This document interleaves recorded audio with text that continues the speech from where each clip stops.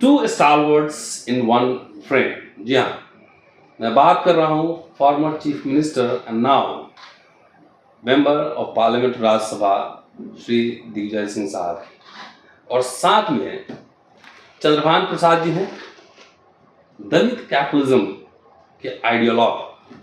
और ये संयोग है कि 20 साल बाद दोनों स्टारवर्ड से एक साथ मिल रहा हूँ। और जिस समय दिग्विजय जी से मैं मिला था, मुझे याद नहीं होगा, मैं जस्ट लेक्चरर बना था और भोपाल डॉक्यूमेंट में गया था वहाँ दस्तावेज कॉन्फ्रेंस में पार्टिसिपेट करने।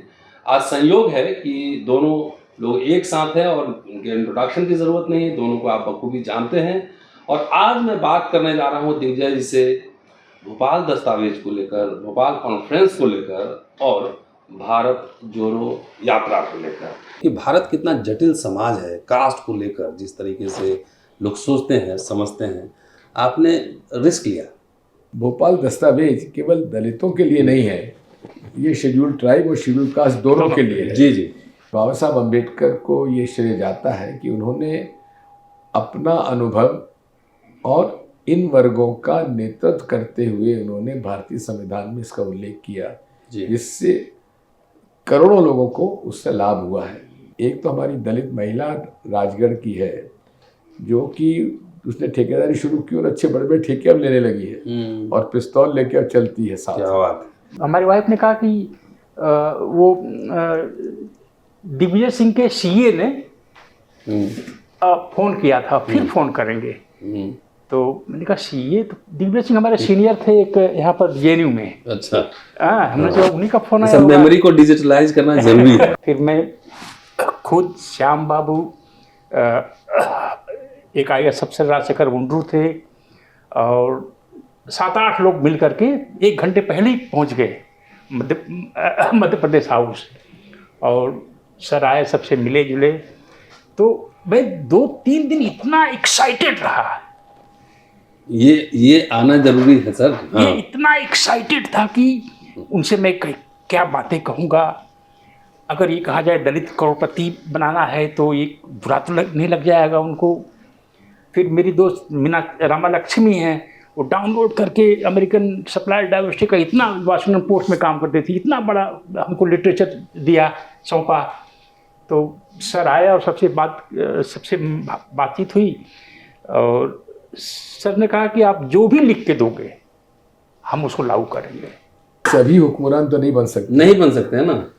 तो यदि किसी भी क्षेत्र में हमारे पूरे इस वर्ग को, जिसका हजारों वर्षों से जिसका शोषण हुआ है, अब आज सही पूछिए तो आदिवासी ही यहाँ का मूल आदिवासी है, निवासी है इस देश का।